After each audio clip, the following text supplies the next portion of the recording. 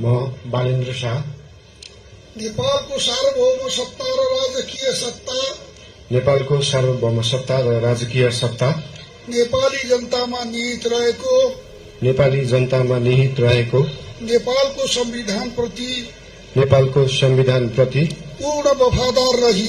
पूर्ण वफादार रही सत्यनिष्ठापूर्वक प्रतिज्ञा गर्दै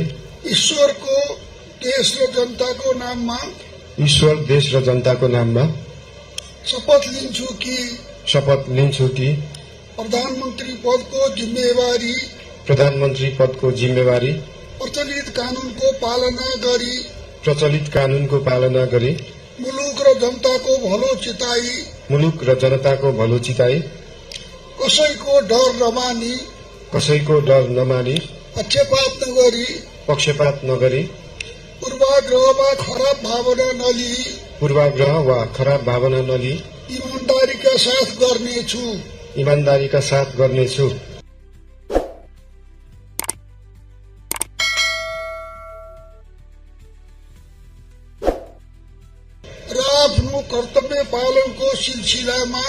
र आफ्नो कर्तव्य पालनको सिलसिलामा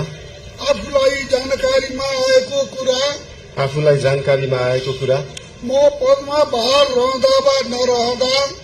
पदमा बहाल रहँदा वा नरहँदा जुनसुकै अवस्थामा पनि प्रचलित कानूनको पालना गर्दा बाहेक अरू अवस्थामा कुनै किसिमबाट पनि प्रकट वा संकेत गर्ने छैन। धन्यवाद। यसपछि नवनियुक्त सम्माननीय प्रधानमन्त्रीज्यूलाई आफ्नो आसनमा रही शपथ पत्रमा हस्ताक्षर गरिदिनु हुन अनुरोध गर्दछु।